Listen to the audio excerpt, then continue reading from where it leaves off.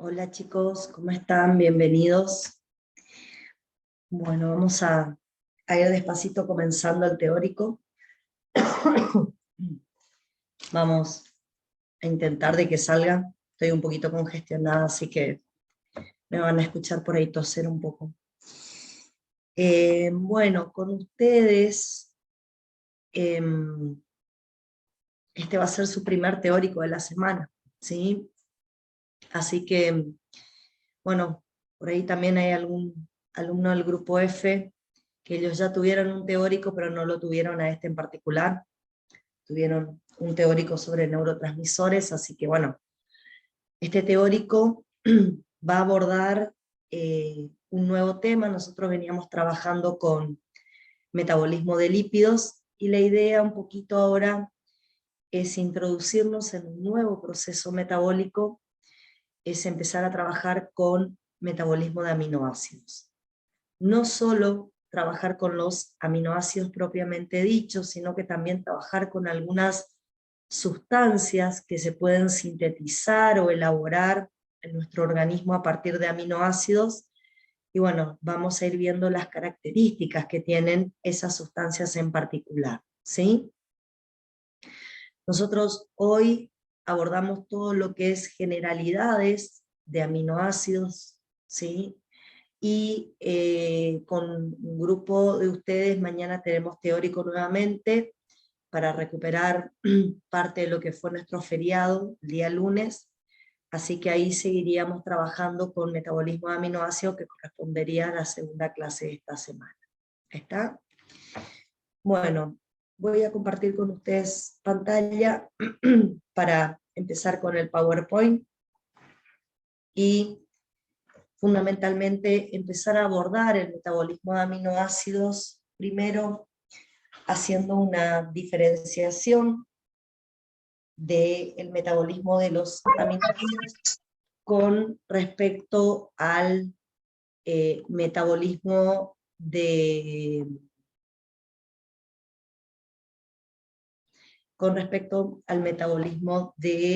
hidratos de carbono o lípidos pellavinos.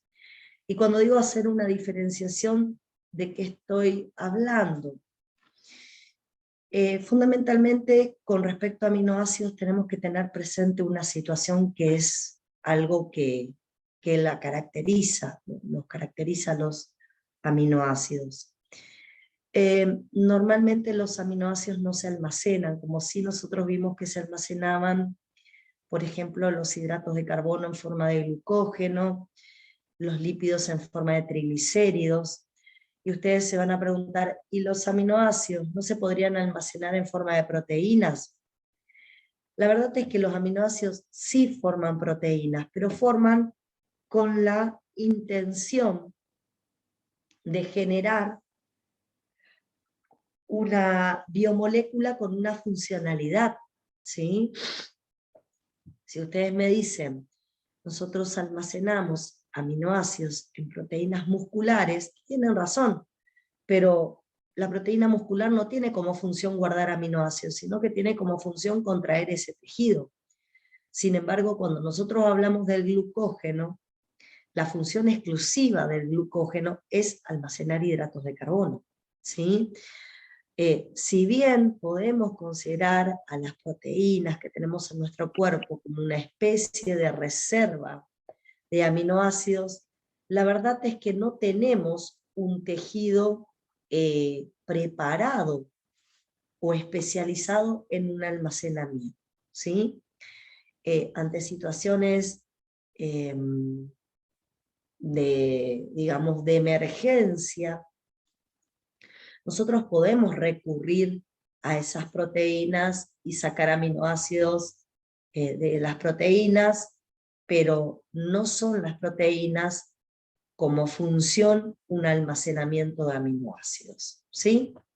Generalmente los niveles de aminoácidos en las células se regulan entre lo que es un proceso anabólico y catabólico proteico, o sea, si tenemos un exceso de aminoácidos, normalmente vamos a usarlos para, en realidad no un exceso, normalmente los aminoácidos los usamos para sintetizar proteínas o en casos donde haga falta la presencia de aminoácidos podemos hacer una degradación, aunque la síntesis y degradación de proteínas también está regulada, o sea, ¿sí?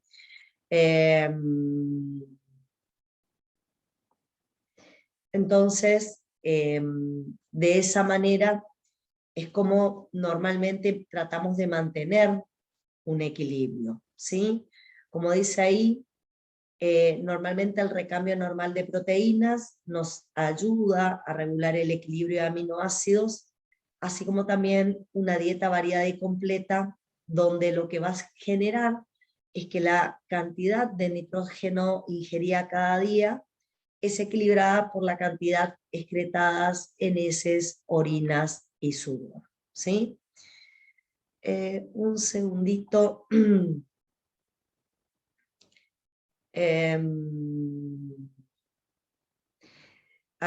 Para responder, discúlpenme un momento, chicos, quiero responder al que me está escribiendo a través del foro. Este es el único teórico, este teórico es el último que voy a dar, no hay ninguna clase presencial en donde puedas ver este teórico que estoy desarrollando, ¿sí? Si venís a alguna de las clases presenciales que quedan en esta semana, ya vas a asistir al segundo teórico y no a este. ¿Está? Eso es para responder al que me está escribiendo por el chat. Bueno, entonces, así como podemos tener en condiciones fisiológicas un balance nitrogenado equilibrado, a veces ese equilibrio en situaciones patológicas se nos rompe, ¿sí? Y tenemos equilibrios nitrogenados negativos. En los equilibrios nitrogenados negativos va a haber mayor degradación de proteínas que síntesis. Por ejemplo, un estado de desnutrición por falta de consumo de proteínas, un estado de fiebre severa, una diabetes descontrolada, un estado avanzado de neoplasias, ¿sí? Va a haber mayor catabolismo proteico que síntesis de proteínas. Y con respecto a un equilibrio nitrogenado positivo, en esta situación va a haber más síntesis de proteínas que catabolismo, o sea, va a haber un elevado depósito de aminoácidos en nuestro organismo, y es, por ejemplo, lo que caracteriza al crecimiento en los niños, o en el caso de las mujeres gestantes, lo que está es, digamos, relacionado al desarrollo del feto. Pero bueno, lo que me interesaría, más allá de lograr un equilibrio nitrogenado positivo, negativo o equilibrio al fin, lo que me interesaría es que tengan presente que normalmente nosotros en sangre tenemos un pool de aminoácidos circulando. Ese pool de aminoácidos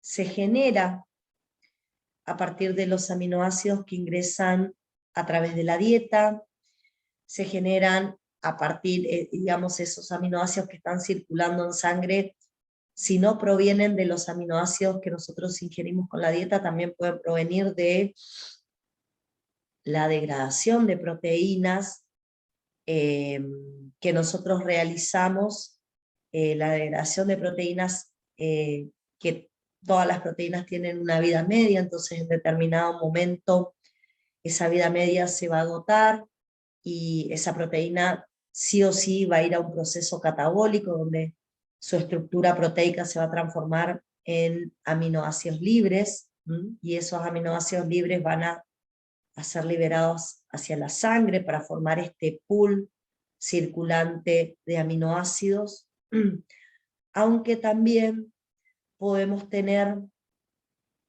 una síntesis de determinados grupos de aminoácidos.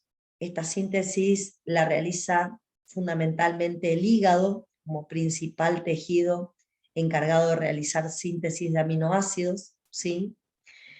Y bueno, con esto alimentamos a una cierta cantidad de aminoácidos que van a estar dando vueltas circulando, pero la particularidad es que ese pool no se puede acumular, yo no puedo generar un incremento en ese pool circulante. Es como que tenemos que tratar de mantener un equilibrio, y por eso, a medida que los aminoácidos terminan siendo destinados a este pool, inmediatamente los aminoácidos tienen que ser reutilizados. ¿Y en qué vamos a reutilizar los aminoácidos? Bueno, así como hay proteínas que culminan con su vida media y se degradan, también esas mismas proteínas se tienen que volver a sintetizar, y para volver a sintetizarlas a esas proteínas, nosotros vamos a necesitar justamente el proceso de transcripción de genes, traducción, ¿sí? Y vamos a tomar aminoácidos de ese pool circulante justamente para poder sintetizar esas proteínas. Otra de las demandas que tenemos para la utilización de los aminoácidos circulantes es la formación de productos nitrogenados no proteicos, ¿sí?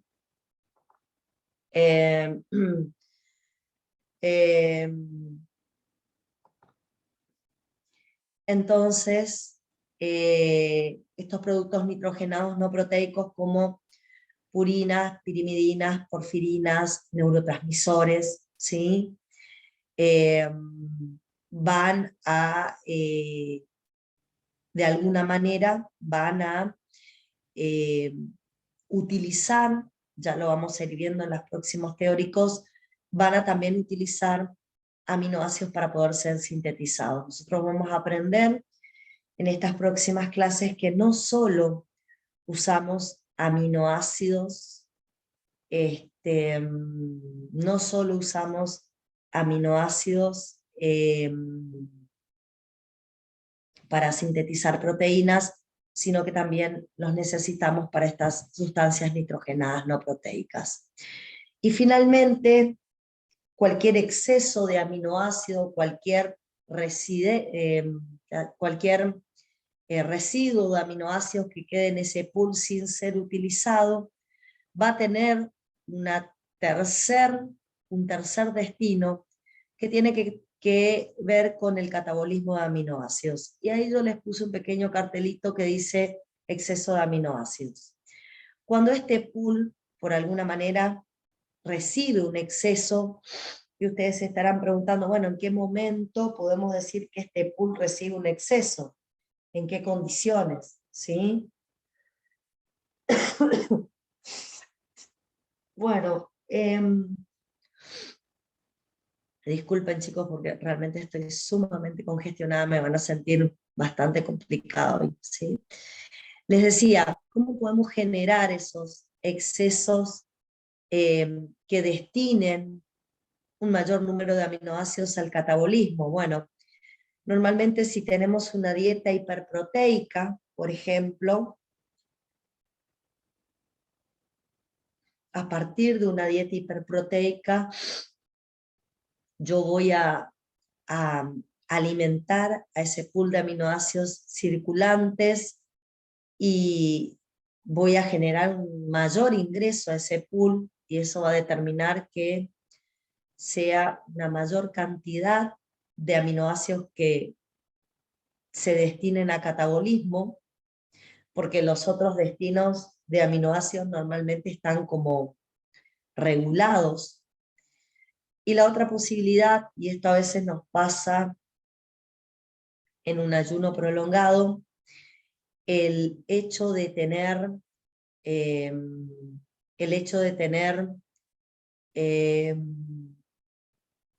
digamos, una proteólisis, en un ayuno prolongado, el hecho de tener una proteólisis intensa, regulada por el cortisol, estimulada por el cortisol, también puede provocar que a este pool de aminoácidos en sangre le llegue una mayor cantidad de aminoácidos, y por lo tanto el proceso catabólico también esté como intensificado con respecto a los otros destinos que acabo de nombrar. Bien, la idea es abordar este metabolismo que ustedes pueden ver medianamente cómo se metabolizan los aminoácidos, de dónde surgen los aminoácidos en mi organismo, qué destinos le doy. Con respecto a este metabolismo, el tema de la absorción de aminoácidos a nivel intestinal, ¿sí?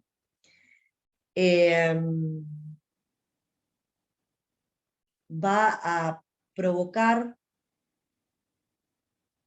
o por lo menos, a ver, el hecho de que nosotros absorbamos aminoácidos a nivel intestinal, lo vamos a estudiar más que nada cuando veamos la parte nutricional hacia el final de segunda era, ¿sí? Este hecho que provoca que alimentemos el pool de aminoácidos circulante lo vamos a estudiar en detalle recién cuando veamos la parte de nutrición normal.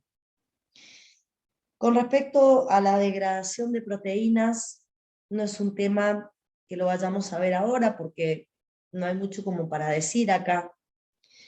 Ustedes saben que todas las proteínas tienen una vida media. Bueno, cuando esa vida media se agota, cuando esa vida media finaliza, simplemente utilizamos proteasas y a través de las proteasas lo que vamos a hacer es una degradación de enlaces peptídicos y la transformación de proteínas en sus aminoácidos constituyentes. Con respecto a la síntesis de aminoácidos, que es un proceso hepático exclusivo, lo único que por ahí quisiera agregar como detalle es que nosotros no podemos sintetizar todos los aminoácidos. Hay un grupo de aminoácidos que sí podemos sintetizar, que son los aminoácidos no esenciales y los semi-esenciales. Sin embargo, hay un grupo importante de aminoácidos que se llaman aminoácidos esenciales, y que son los que de alguna manera en nuestro organismo no se pueden formar. ¿Por qué? Porque no contamos con las enzimas necesarias en el hígado para llevar adelante su síntesis. Entonces, esos aminoácidos esenciales tienen una particularidad, y es que solamente los podemos incorporar a través de la dieta. Con respecto a la síntesis de proteínas, chicos, este es un proceso que ustedes estudiaron fundamentalmente en primer año, cuando vieron biología celular y molecular, y tiene que ver con que nosotros traducimos, primero transcribimos los genes en el núcleo, y luego hacemos la traducción en el citoplasma, y a partir de ese mecanismo sintetizamos todas las proteínas que nuestro cuerpo necesita, ¿sí? Por lo tanto, la verdad no hay demasiado para decir con respecto a lo que significa la síntesis de proteínas, ¿sí? Con respecto a la síntesis de productos nitrogenados no proteicos, como las purinas, las pirimidinas, las porfirinas, los neurotransmisores, eso sí lo vamos a abordar en las próximas clases, más la clase que está propuesta para mañana, en el caso de ustedes, aborda la síntesis de neurotransmisores a partir de aminoácidos. Y la semana que viene vamos a hablar un poquito de cómo se forman nucleótidos también a partir de los aminoácidos. Finalmente, la idea de la clase de hoy es abordar el catabolismo de aminoácidos. El catabolismo de aminoácidos es un proceso metabólico que la realizan muchos tejidos. Algunos tejidos hacen más catabolismo en posingesta, otros hacen más catabolismo en ayuno. Es un proceso que ocurre en cualquiera de nuestras situaciones metabólicas.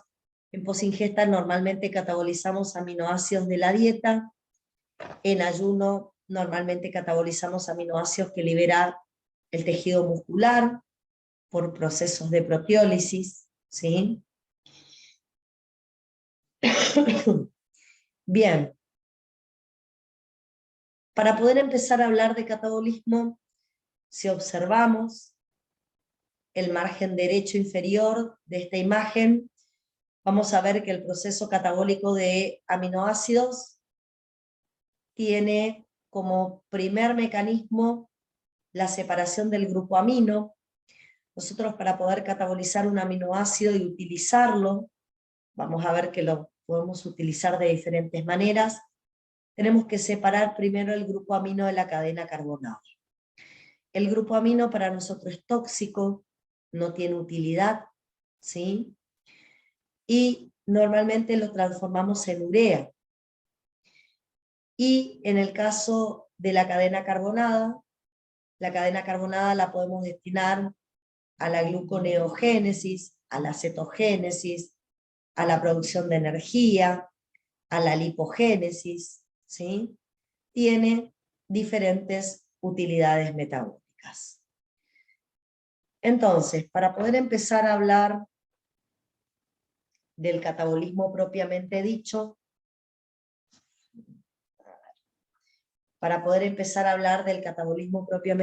como dije, vamos a tener que tomar los aminoácidos y separar el grupo amino, este amoníaco a pH fisiológico puede tomar protones y transformarse en amonio, y cada vez que sacamos el grupo amino de un aminoácido en forma de amoníaco, lo que nos queda es la cadena carbonada, que le podemos dar diferentes utilidades metabólicas, ¿sí? Bien, vamos a ver entonces primero, en primer término, cómo sacamos el grupo amino de los aminoácidos. La extracción del grupo amino de los aminoácidos se puede hacer por dos procesos metabólicos. En general, estos dos procesos metabólicos se usan de manera coordinada. Uno de ellos es la transaminación y el otro es la desaminación. En el caso de la transaminación, se produce una transferencia de un grupo alfa-amino de un aminoácido o un alfa-cetoácido. Ahora les voy a mostrar en detalle. El aminoácido que pierde el grupo amino se convierte en un alfa-cetoácido, y el alfa-cetoácido que recibe el grupo amino se convierte en el correspondiente aminoácido. O sea, si miramos la imagen inferior que tenemos acá, partimos de un alfa-cetoácido. En general, este alfa-cetoácido es el alfa-cetoluterato, es el alfa-cetoácido que con mayor frecuencia vamos a usar en las transaminaciones. Vamos a usar un segundo sustrato para las transaminaciones, que es el aminoácido. Estas transaminaciones, que son procesos reversibles catalizados por enzimas aminotransferasas o transaminasas, y que usan como grupo prostético el fosfato de piridoxal, son reacciones donde, como dije, el grupo amino el aminoácido pierde el grupo amino y se lo transfiere al alfa-cetoácido. El alfa-cetoácido que recibe el grupo amino se transforma en un aminoácido. Repito, el alfa-cetoácido que recibe el grupo amino se transforma en un aminoácido, y el aminoácido que pierde el grupo amino se transforma en un alfa-cetoácido, ¿sí? Esa es la característica que tienen los procesos de transaminación. Bien, no todos los aminoácidos pueden participar de estos procesos de transaminación. Hay aminoácidos como la lisina, la treonina, la prolina y la hidroxiprolina que no cuentan con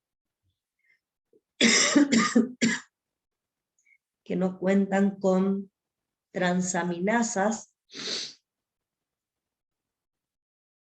no cuentan con enzimas necesarias para llevar adelante el proceso de transaminación, por lo tanto, esta no es una opción para que pierdan el grupo amino,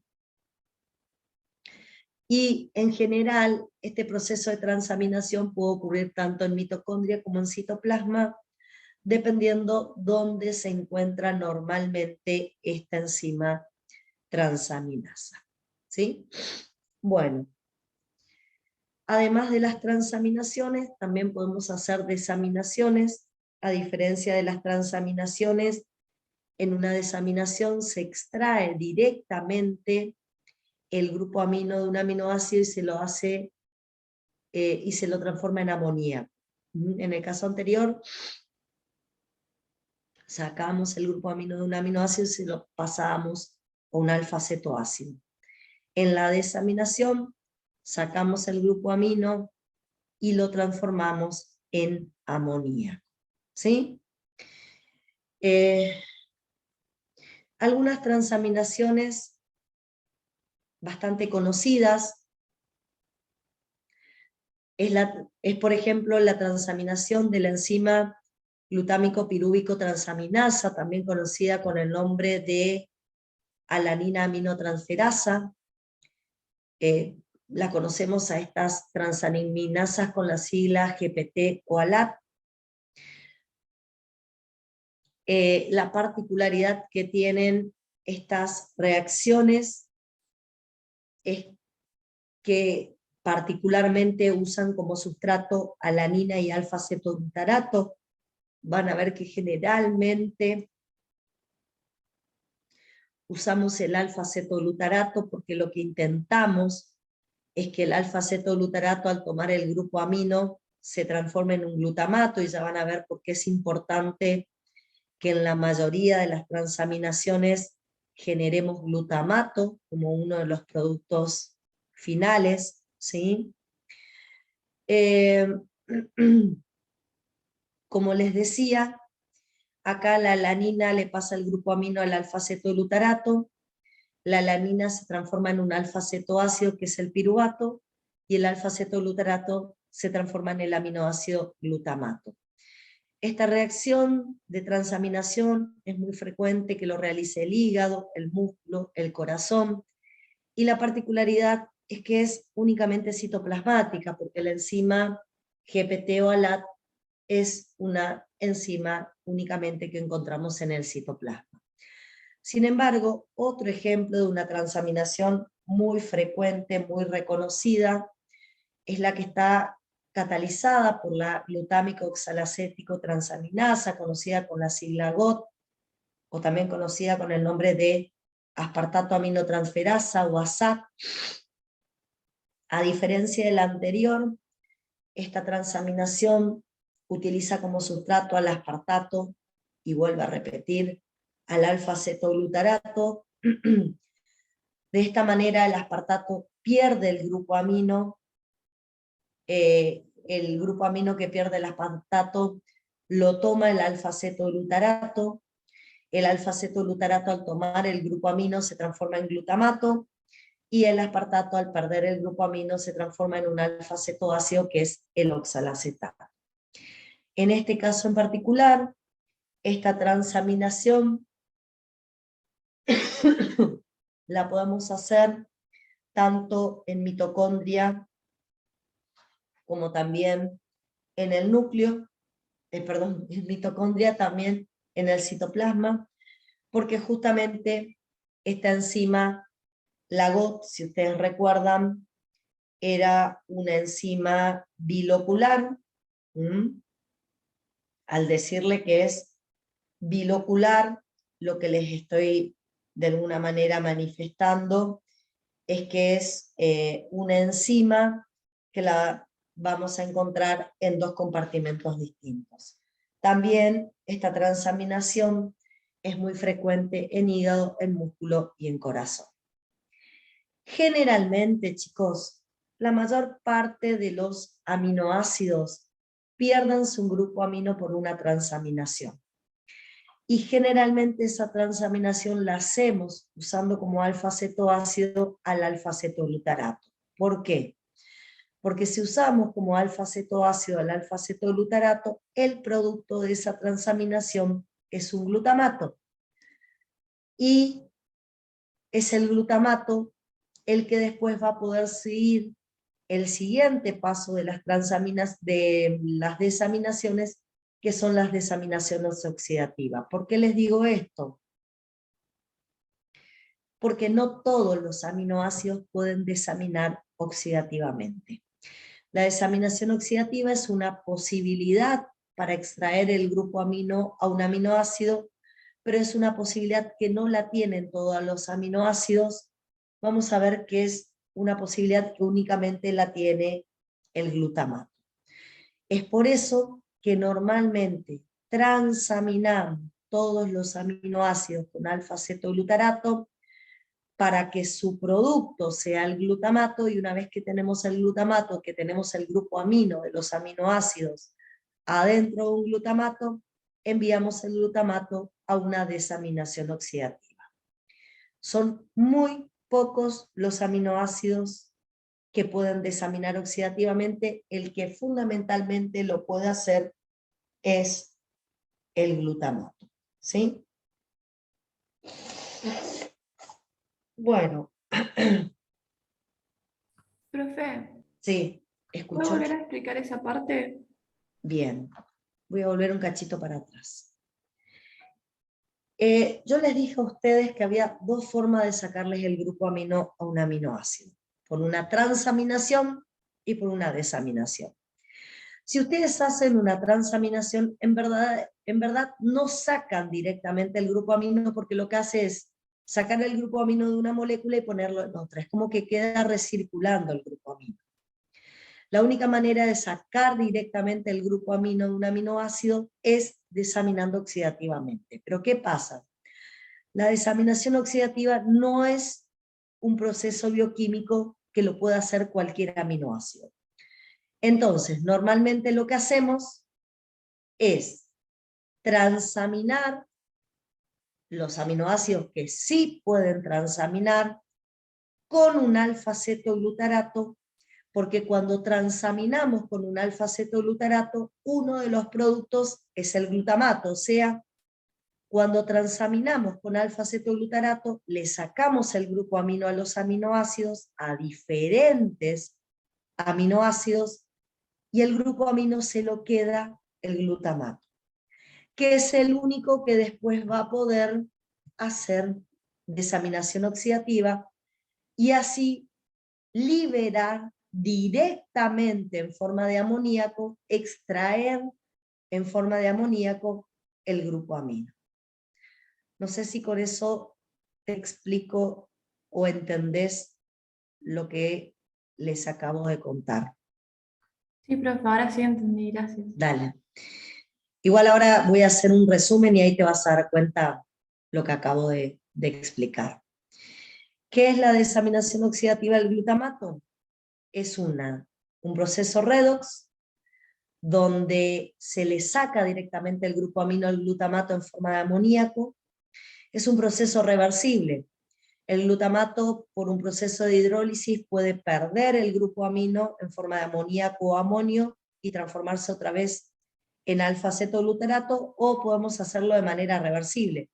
El alfa-cetoglutarato, cuando haga falta, y usted me va a decir cuándo, ya vamos a ver la clase de mañana, a veces hace falta que el alfa-cetoglutarato tome un grupo amino y se transforme en glutamato. Bueno, es esta posibilidad, porque la reacción es reversible, es una reacción redox que puede usar NAT o NAT-fosfato como cofactor, y cuando el glutamato se desamina, es un proceso oxidativo, y si el alfa-cetoglutarato toma el grupo amino y se transforma en glutamato, el proceso va a ser reductivo. La enzima que cataliza esta reacción redox es la glutamato deshidrogenasa, es una enzima mitocondrial, está en la matriz mitocondrial, está en la mayoría de los tejidos, y de todas las enzimas que vimos hasta ahora es la única enzima que tiene regulación.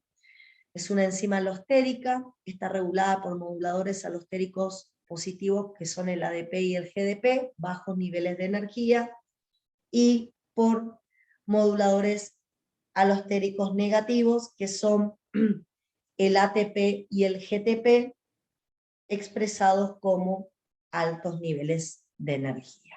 ¿Sí?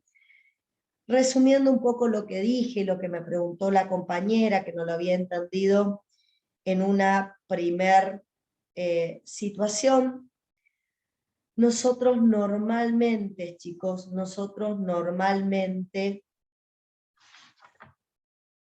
lo que hacemos es una transdesaminación.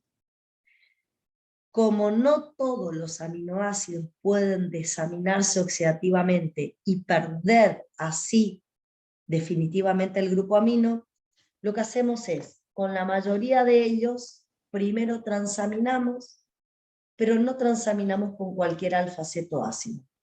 Transaminamos fundamentalmente con el alfa-cetoglutarato para que al formarse el producto sea el glutamato, o sea, el grupo amino que yo quiero que se pierda en este aminoácido se va a quedar en un glutamato, el aminoácido me va a quedar la cadena carbonada para darle la utilidad que yo le quiera dar en este contexto, y el glutamato, que es el que ahora tiene el grupo amino de los aminoácidos, por la glutamato deshidrogenasa se desamina liberando ese aminoácido en forma de amoníaco.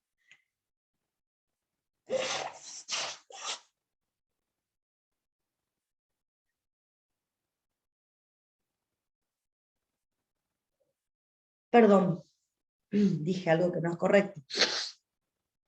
El glutamato libera el grupo amino, no el aminoácido. El glutamato libera el grupo amino en forma de amoníaco y vuelve a ser alfa-cetoglutarato.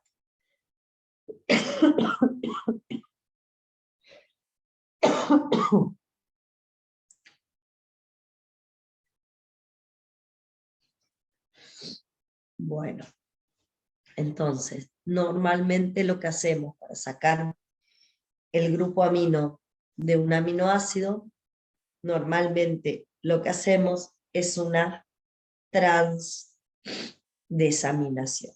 ¿Sí? Bueno, hay un tema. Cuando nosotros hacemos una transdesaminación,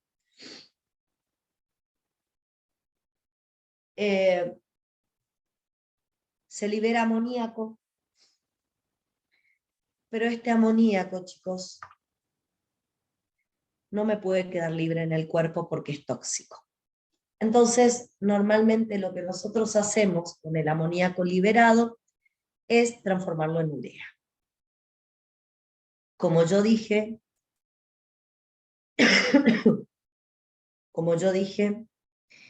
los procesos de transdesaminación pueden ocurrir en diferentes tejidos, pueden ocurrir en posingesta, pueden ocurrir en ayuno, pero la transformación de amoníaco en urea solamente puede ocurrir en el hígado, ya lo vamos a ver por qué. ¿Por qué estoy haciendo estas aclaraciones? Porque cuando, por ejemplo, el músculo hace una transdesaminación o hace una transaminación y necesita que el amoníaco sea utilizado para fabricar urea, no puede liberar el amoníaco libre a sangre para que viaje hasta el hígado. El amoníaco no puede pasar a circulación general debido a su alta toxicidad en nuestro organismo. Cuando cualquier tejido necesita que el amoníaco que metaboliza, que libera, vaya al hígado para transformarse en urea, porque en ese tejido el amoníaco allí no se puede transformar en urea, tenemos que buscar la manera que el amoníaco viaje de manera no tóxica, o sea, Cuando el músculo libera amoníaco, no lo puede liberar como tal a la circulación general, sino que lo tiene que liberar de una manera no tóxica para que el amoníaco del músculo viaje al hígado y en el hígado se transforme en urea. En ese caso, vamos a ver que cuando el músculo hace el metabolismo de aminoácidos, lo que busca es que normalmente el grupo amino no se libere en forma de amoníaco, sino que quede incluido en dos posibles aminoácidos, que son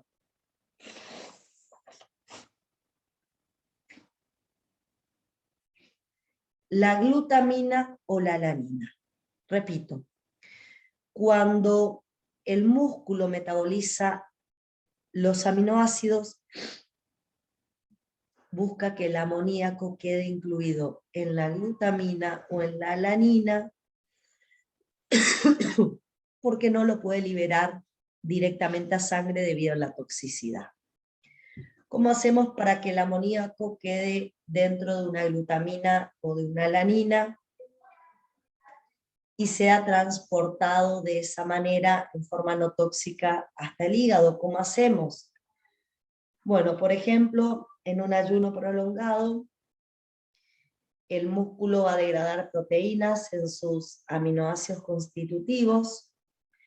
Estos aminoácidos van a ser usados por un proceso, por ejemplo, de transaminación con alfa-cetoglutarato. En ese caso, al transaminar, el aminoácido libera su cadena carbonada, que el músculo lo va a utilizar para obtener energía, y el alfa-cetoglutarato que toma el grupo amino se va a transformar en glutamato. Ese glutamato puede seguir dos caminos, puede volver a transaminar, pero ahora con piruvato para generar alanina a través de la enzima GPT.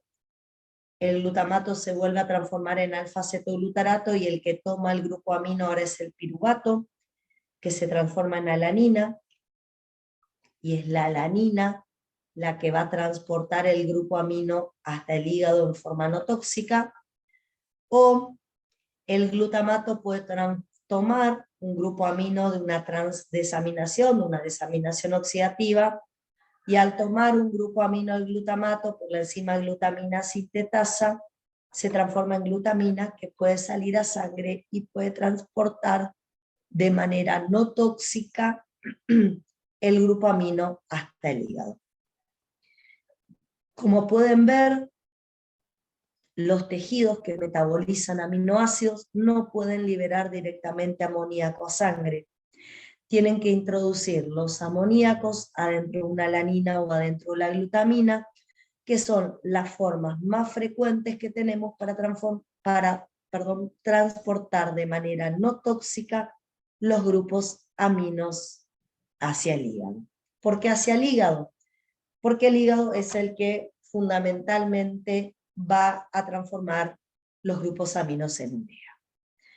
Si hablamos del metabolismo de la glutamina en los tejidos, en diferentes tejidos vamos a encontrar esta enzima, que es la glutamina sintetasa. Esta enzima glutamina sintetasa va a unir glutamato con un grupo amino, con amoníaco o amonio, y va a generar glutamina, y esta glutamina, debido a sus características hidrosolubles, puede salir a sangre y puede ser transportada. Esta glutamina va a ser metabolizada fundamentalmente en el hígado, aunque también puede ser metabolizada en el riñón. Ahora les voy a explicar en qué situación se va a metabolizar en riñón. En el riñón y en el hígado va a haber una enzima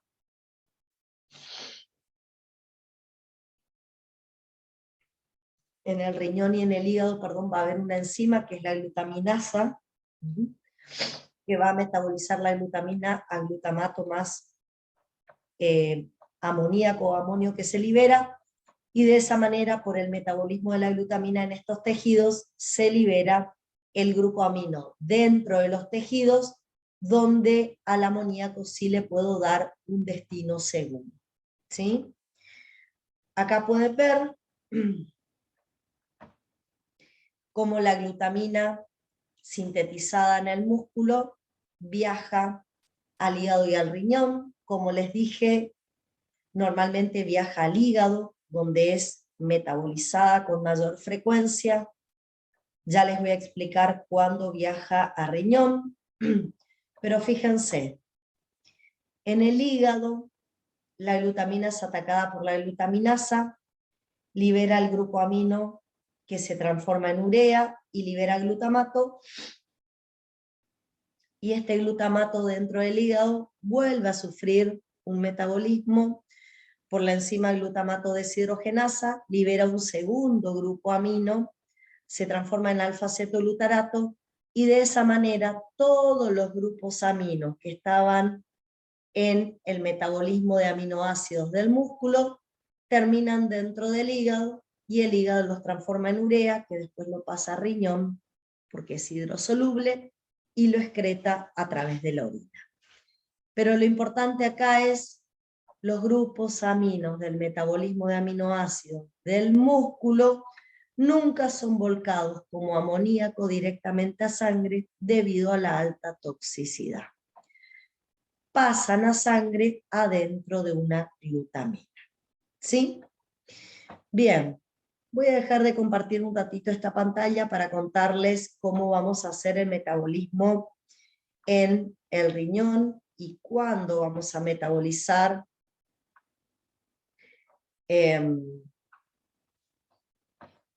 la glutamina en riñón. Entonces, si ponemos metabolismo renal de la glutamina,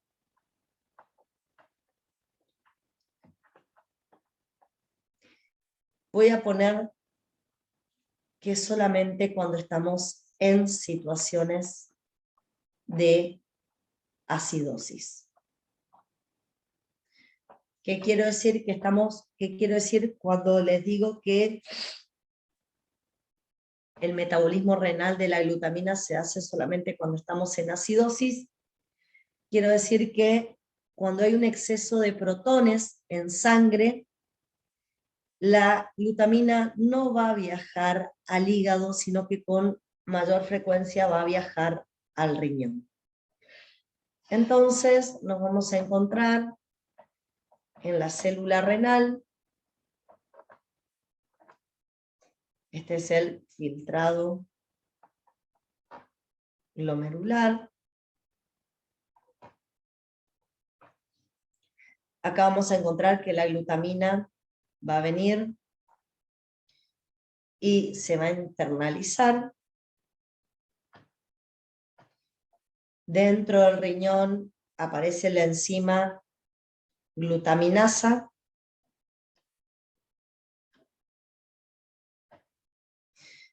Esta enzima lo que hace es hacer que se libere un amoníaco y se genere glutamato. El amoníaco, chicos, es una sustancia hidrosoluble, el amoníaco es una sustancia liposoluble. Por lo tanto, puede atravesar membranas celulares. Les dije que es liposoluble. Y una vez que está en el filtrado glomerular, puede tomar protones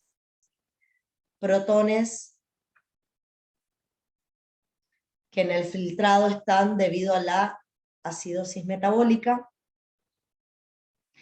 y se puede transformar en amonio, que es hidrosoluble. Como el amonio es hidrosoluble, va a ser descartada por la orina, va a ser obligado a ser excretado por la orina, y al ser excretado por la orina, el amonio está arrastrando los protones que están causando la acidosis metabólica en este individuo, y de esa manera la glutamina empieza a funcionar como un sistema buffer, ayudando a la eliminación de ácido desde el organismo de la persona, la eliminación de protones, y de esa manera el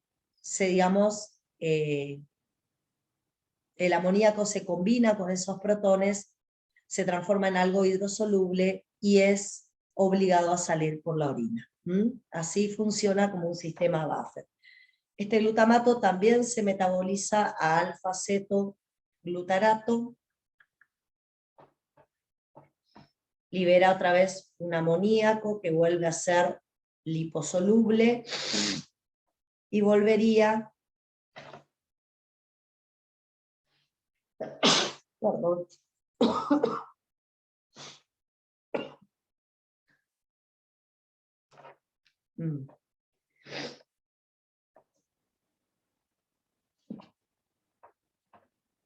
acá tenemos la enzima glutamato deshidrogenasa también, que colabora con el metabolismo del glutamato. El alfa-cetoglutarato pasa al ciclo de Krebs de la célula renal y es reutilizado. Y lo importante acá es que hay liberación de mucho amoníaco a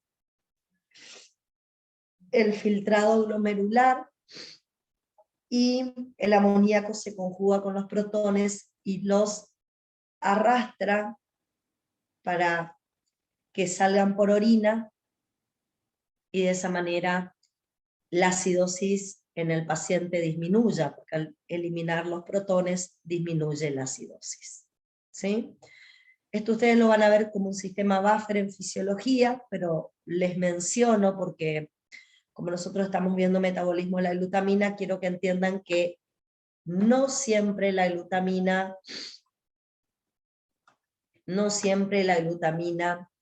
se va a metabolizar en el hígado, como les mencioné, muchas veces, y sobre todo en esta situación, se puede metabolizar en el riñón. Y ahí tiene como una situación fisiológica como sistema buffer. ¿Sí? Bueno.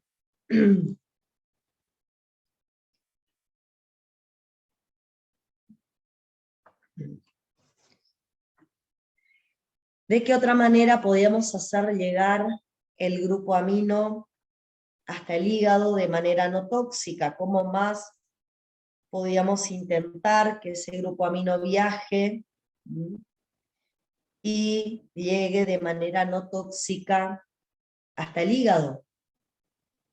Bien, lo podemos hacer a través de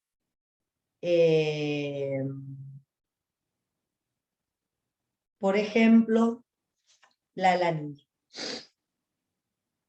Yo hoy les mostré que cuando el músculo hacía metabolismo de aminoácidos, otra de las posibilidades de incluir el grupo amino era incluirlo dentro de una alanina, ¿sí?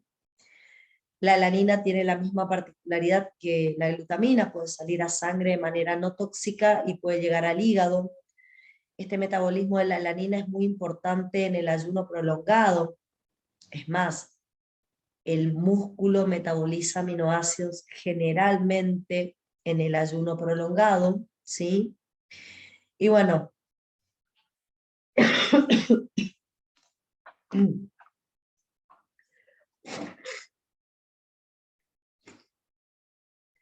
la alanina se forma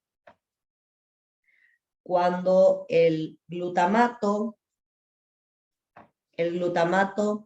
obtenido por una transaminación vuelve a transaminar, pero ahora lo hace con piruvato.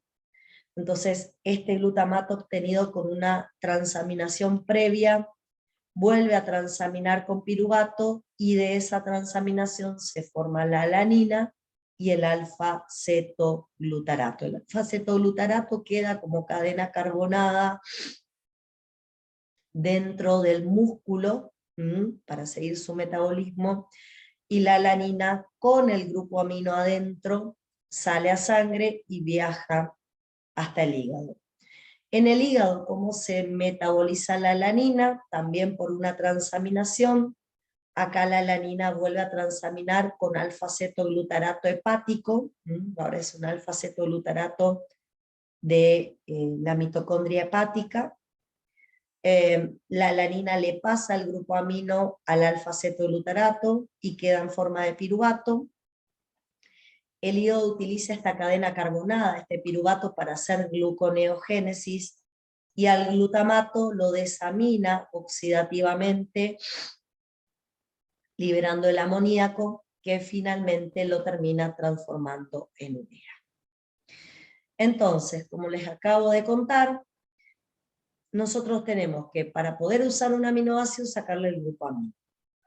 ¿Cómo sacamos el grupo amino? Por una transdesaminación. Una vez que hacemos una transdesaminación, en general ese grupo amino no puede quedar libre en cualquier tejido, tiene que ser volcado al hígado para que éste lo transforme en urea, y tenemos que ver que ese grupo amino viaje de manera no tóxica hasta el hígado. ¿Por qué? Porque en el hígado es donde voy a hacer el ciclo de la urea. Bueno, acá me va a ser volcado amoníaco en la mitocondria hepática. Ese amoníaco puede aparecer en la mitocondria hepática tanto en ayuno como posingesta. Ayuno es porque normalmente el músculo en ayuno prolongado metaboliza aminoácidos y envía en forma de glutamina y alanina el grupo amino, que finalmente termina adentro de la mitocondria del hepatocito. En posingesta, el propio hepatocito puede metabolizar aminoácidos de la dieta y liberar amoníaco. Y a veces también, y esto es importante que lo reconozcan, escuchen un poquito porque es interesante lo que les voy a contar, cada vez que nosotros estamos en posingesta, las bacterias intestinales lo que hacen es un proceso de también una transdesaminación de los aminoácidos. Las bacterias de nuestro intestino usan los aminoácidos de la dieta como fuente de energía, también para usarlo le necesitan sacar el grupo amino. Entonces, si lo pensamos, a ver, lo voy a hacer en una pantalla, un segundito por favor, voy a compartir una nueva pantalla con ustedes. Si lo pensamos,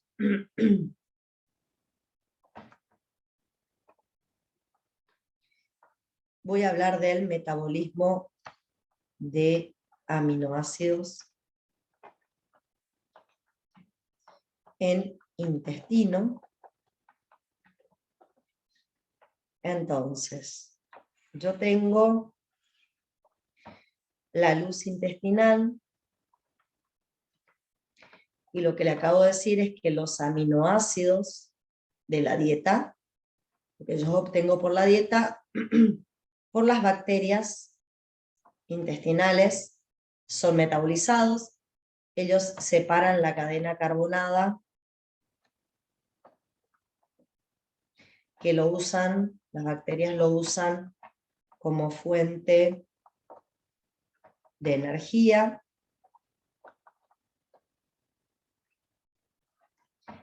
Y acá me sacan el amoníaco, que como dije, el amoníaco es liposoluble, pasa a sangre del sistema porta.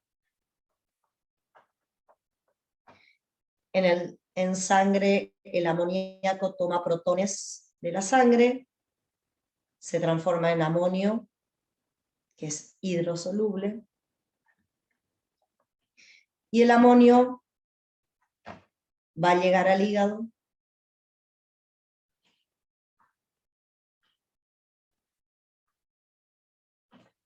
para transformarse en urea. Lo que estoy queriendo decir es que el amonio que está en el hígado transformándose en urea puede venir de este metabolismo intestinal de aminoácidos por la flora bacteriana. Esto nos ocurre todos los días cuando estamos en posingesta. También puede venir de la alanina o glutamina muscular, o este amoníaco puede venir de la degradación de aminoácidos en el hígado en posingesta. De todos estos sitios puede venir el amoníaco o amonio, amoníaco, amonio, cualquiera de las dos situaciones que el hígado utiliza para fabricar urea. Lo que vamos a ver ahora entonces es cómo ese amoníaco o amonio se transforma en urea. ¿Está? Bueno, la formación de urea es una vía cíclica, porque uno de los intermediarios es también producto de reacción. Es una vía metabólica cíclica que va a provocar la transformación de amoníaco en urea. Partimos de amoníaco y dióxido de carbono por una enzima marcapasos, que es la carbamilfosfato sintetasa 1, que combina el amoníaco con el dióxido de carbono y me forma carbamilfosfato. Ese carbamilfosfato va a entrar a este ciclo junto con la ornitina, y también en este ciclo se va a incorporar un grupo amino de un aspartato. ¿Y por qué digo que se va a incorporar un grupo amino del aspartato? Porque va a ingresar el aspartato, pero luego sale como fumarato, o sea, lo que me deja dentro del ciclo es su grupo amino. De esta manera vamos a formar urea, que se va a desprender. La urea es una molécula que tiene dos grupos aminos. El primer grupo amino es este grupo amino, que tiene los destinos que yo les acabo de mencionar hace un rato. El segundo grupo amino proviene de este aspartato, que sale con su cadena carbonada del ciclo, ¿sí? Y de esa manera se forma la urea, que arrastra dos grupos aminos por sangre hacia la orina y libera de manera no tóxica los grupos aminos de nuestro organismo, ¿sí?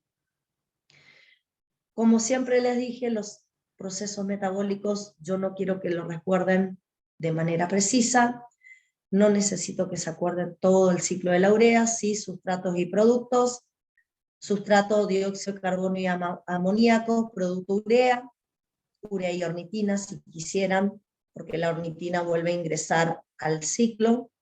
También necesitan un aspartato como sustrato, que sale como fumarato. ¿Por qué? Porque el aspartato es el que me aporta el segundo grupo amino para formar la molécula de urea. Eso es importante que lo recuerden. La enzima marcapaso es la carbamilfosfato sintetasa 1, que tiene como modulador alostérico positivo el N-acetilglutamato. Frente a altos niveles de N-acetilglutamato, esta enzima va a estar estimulada. Y una enzima importante que me gustaría que también la recuerden es la arginasa, porque la arginasa lo que determina es que este ciclo de la urea sea exclusivo del hígado, porque la arginasa es una enzima organoespecífica. ¿Está? Bien, dicho todo esto, para poder usar un aminoácido de manera catabólica, le tengo que sacar el grupo amino. ¿Cómo se lo saco? Por una transdesaminación. Cuando le saco el grupo amino a un aminoácido, este tiene que venir hasta el hígado para hacer ciclo de la urea, transformarse en urea. No puede venir solito el amoníaco, tiene que venir en forma de glutamina o alanina. Una vez que llega, lo transformamos en urea y así lo liberamos a través de la orina. Bien, ¿qué nos queda del aminoácido una vez que le sacamos el grupo amino? ¿Qué nos queda? Nos quedan las cadenas carbonadas. Y lo que tenemos que pensar ahora que dependiendo, y eso es lo que quiero que observen en esta imagen en primer lugar, después vamos a trabajar un poquito con vamos a trabajar en la pizarra más que nada.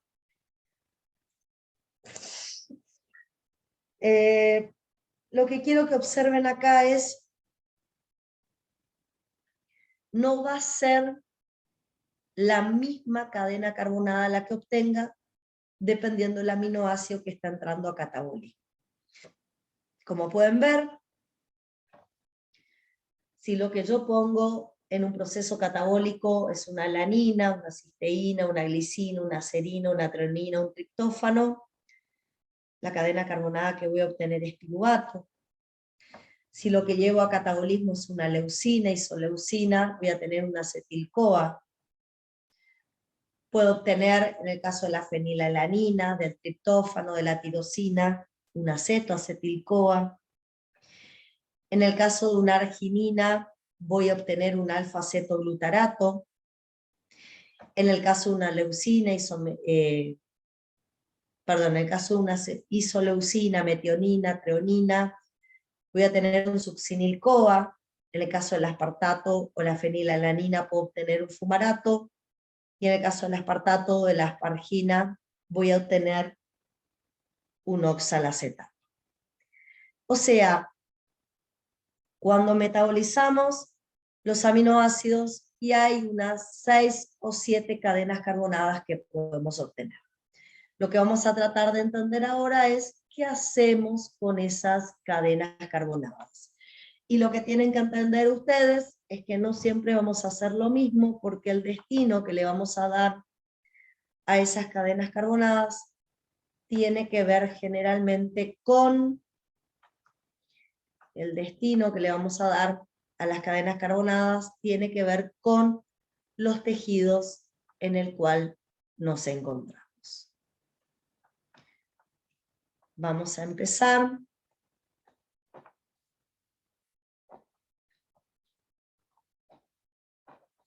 Con uno de los tejidos que hace mucho metabolismo de aminoácido, que es el hígado. Y lo que voy a notar primero es cuáles son las cadenas carbonadas que se forman cuando metabolizamos aminoácidos. Bueno, cuando el hígado metaboliza aminoácidos puede formar la cadena carbonada piruvato, acetil-CoA, aceto, acetil-CoA, puede formar alfa-aceto-glutarato, puede formar succinil-CoA, puede formar fumarato, o puede formar oxalacetato. Y si vamos a pensar qué destino le damos a esas cadenas carbonadas, lo que tenemos que pensar es, bueno, ¿qué destinos pueden tener estas moléculas?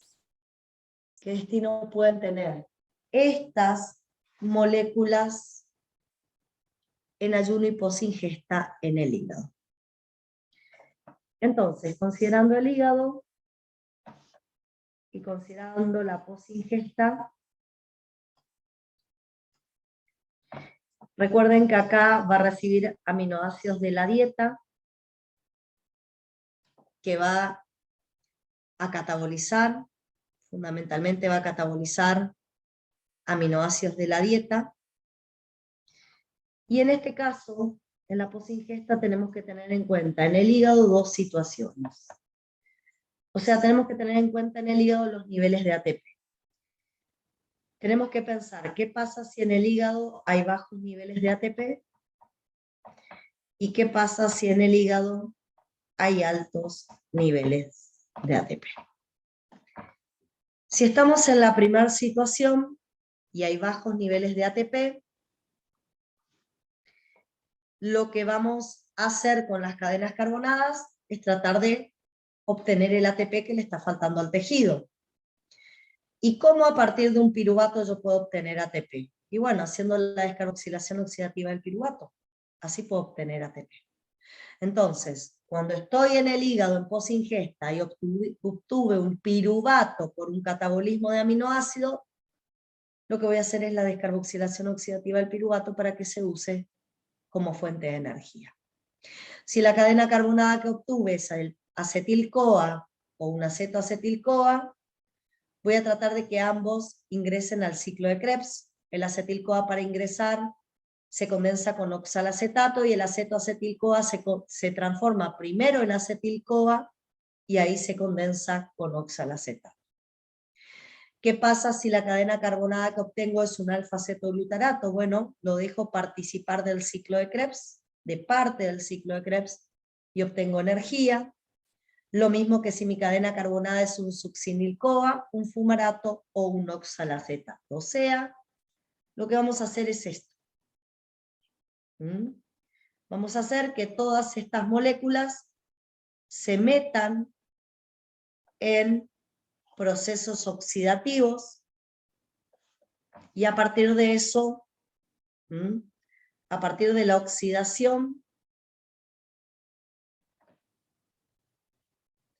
la idea sea ganancia de ATP. Oxidación con ganancia de ATP. Eso en posingesta y cuando hay bajos niveles de ATP. Ahora bien, ¿qué nos puede pasar? Nos puede pasar que estemos en posingesta y en realidad tengamos mucho ATP. ¿Qué pasa si tengo mucho ATP? ¿Qué ocurre? ¿Qué pasa si acá aumenta el ATP? Y bueno, si aumenta el ATP, se me frena el ciclo de Krebs. Y todas estas cadenas carbonadas, ¿qué van a hacer? Bueno, el alfa-acetoglutarato puede meterse al ciclo de Krebs. La parte que todavía puedo hacer. El succinil-CoA puede hacer la parte que está permitida del ciclo de Krebs, porque el freno está acá. El fumarato va a estar metido en el ciclo de Krebs, el oxalacetato se va a combinar con acetil-CoA, el piruvato se va a transformar en acetil-CoA, y acá lo que vamos a hacer es aumentar citrato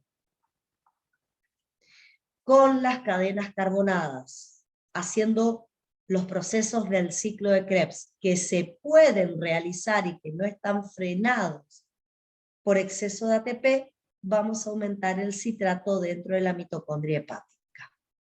¿Qué consecuencia tenía el aumento de citrato? Hacíamos, si se acuerdan, lipogénesis. Entonces, si yo les pregunto a ustedes, chicos, ¿cuál es el destino de las cadenas carbonadas en un estado de posingesta en el hígado, cuando el hígado tiene altos niveles de energía? Y bueno, me van a decir, voy a usar las cadenas carbonadas para tratar de aumentar los niveles de citrato y de esa manera hacer lipogénesis.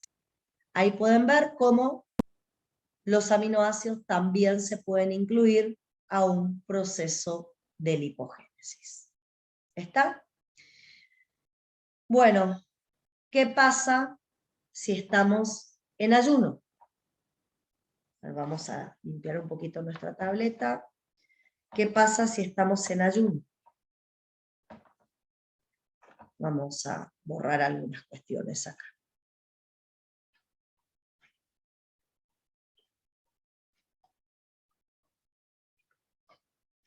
Un segundito.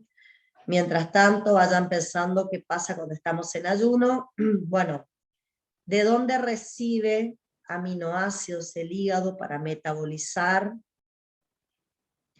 ¿De dónde recibe aminoácidos el hígado para metabolizar cuando el hígado está en ayuno?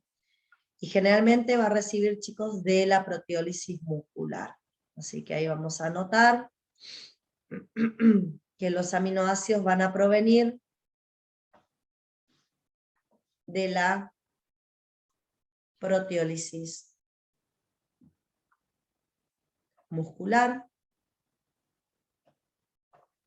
Y así van a llegar aminoácidos hasta el hígado para ser metabolizados. ¿Qué pasa en el hígado en ayuno? ¿Mm? Yo ligado en ayuno estoy haciendo beta-oxidación de ácidos grasos. ¿Se acuerdan qué provocaba la beta-oxidación de ácidos grasos? La beta-oxidación de ácidos grasos me frenaba el ciclo por los altos niveles de ATP y NAT reducido. ¿Se acuerdan de eso? Eso lo vimos en alguna clase anterior.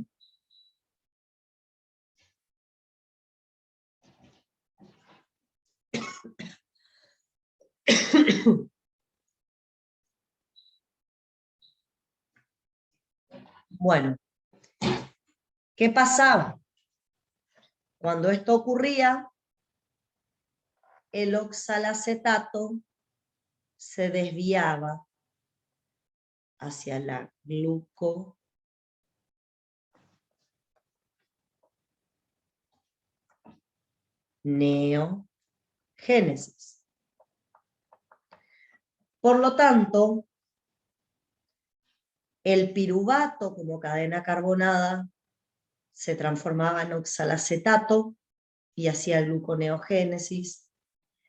El alfa-cetoglutarato como cadena carbonada iba a ser una parte que era posible hacer en el ciclo de Krebs. Se iba a transformar el succinil-CoA en fumarato, el fumarato en oxalacetato, y todos iban a ser destinados, todas estas cadenas carbonadas que les voy a marcar, todas estas van a ser destinados para hacer gluconeogénesis.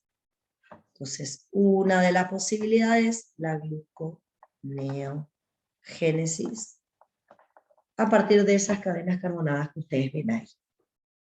Sin embargo, ¿qué otra cadena carbonada se me podía generar?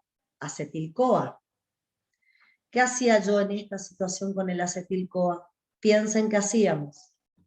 El acetil-CoA se transformaba en acetoacetil-CoA y el acetoacetil-CoA hacía cetogénesis.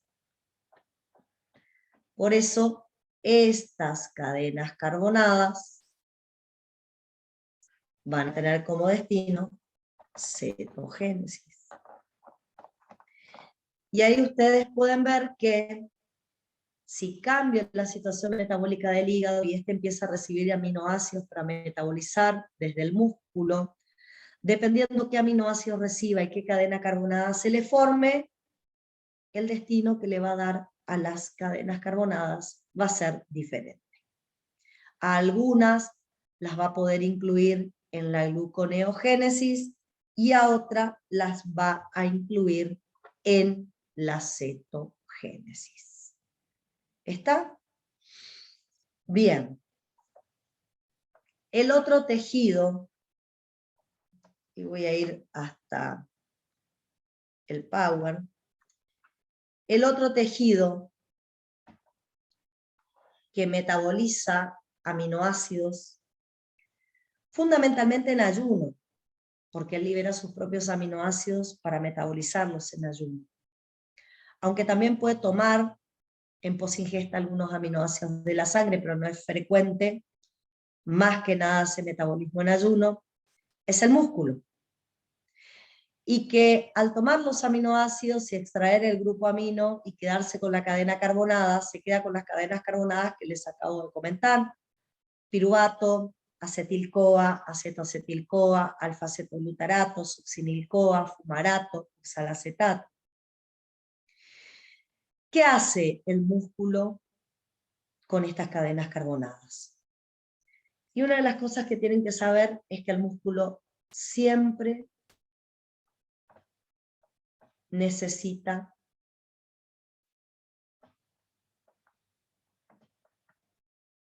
ATP. Por lo tanto, siempre tiene bajos niveles de ATP dentro de su tejido. Y esta información, ¿a ustedes qué les tiene que significar? Les tiene que significar que el músculo siempre va a tener activo su ciclo de Krebs. es muy raro que el ciclo de Krebs en el músculo se inactive. Por lo tanto, ¿en qué va a usar las cadenas carbonadas? En el caso de que sea piruvato, la va a descarboxilar oxidativamente para formar acetil-CoA que ingresa al ciclo de Krebs. En el caso de que sea acetoacetil-CoA, les dije en el caso de que sea piruvato, a ver si los voy a señalar para que me vayan siguiendo. Hago esto. En el caso de que sea acetoacetil-CoA, lo voy a transformar en acetil-CoA para que entre al ciclo de Krebs. En el caso de que la cadena carbonada sea acetil-CoA, lo voy a meter adentro del ciclo de Krebs. En el caso de que la cadena carbonada sea oxalacetato, lo voy a combinar con acetil-CoA para que haga ciclo de Krebs. En el caso de que la cadena carbonada sea alfa-acetoglutarato, succinil-CoA o fumarato, los voy a incluir en el ciclo de Krebs y los voy a oxidar. Por lo tanto, ¿cuál va a ser el destino de las cadenas carbonadas de los aminoácidos en el músculo siempre? La oxidación para obtener ATP. Siempre vamos a oxidar las cadenas carbonadas para obtener ATP. Ese va a ser el destino. ¿Está? Bueno, por lo que pueden ver, el destino de la cadena carbonada depende en qué tejido estoy metabolizando el aminoácido y cuál es la situación metabólica en la que ese tejido en particular se encuentra. ¿Cuáles son los posibles destinos? Obtener energía, hacer lipogénesis, hacer cetogénesis o hacer gluconeogénesis. Son los posibles destinos. Bueno, chicos, hasta acá es la clase de metabolismo de aminoácidos. La clase de mañana la vamos a tener sobre ya productos nitrogenados no proteicos. A ver, un cachito. El NAT es modulador positivo, el NAT de la glutamato. Marlene, sí los podés considerar, pero normalmente la mayor parte de la bibliografía lo que te dice es que la glutamato deshidrogenasa se regula por niveles de energía. O sea, cuando hay bajos niveles de energía, hacemos ese proceso, y cuando hay altos niveles de energía, ese proceso generalmente está inactivado. Pero no está mal que los pongas como moduladores alostéricos. ¿Está? ¿Sí? Bueno. Mañana es clase presencial, ¿sí? Para el grupo B y el grupo... A ver, tengo que mirar mi agenda. Era el grupo B. Creo que el D, profe, también. El D a las 8. El D a las 8 y el B a las 10 de la mañana. Bien, ahí me hicieron recordar. Exacto. D a las 8, B a las 10 de la mañana. Y vemos metabolismo de neurotransmisores. Empezamos con metabolismo de neurotransmisores, productos nitrogenados no proteicos. Dentro del metabolismo de aminoácidos, metabolismo de neurotransmisores. ¿Sí? Bueno, gracias chicos por la paciencia de hoy. Como pueden ver, mi voz no da para mucho, por ahí puedo continuar, por ahí tengo que frenar un ratito, pero bueno, la idea es que me tengan paciencia. Gracias. Si no hay ninguna pregunta para hacer, por hoy los despido, y a los chicos que tienen clase mañana los espero mañana. ¿Está? Nos vemos chicos, cuídense, hasta mañana. Chao, profe, que se mejore. Gracias. Chao.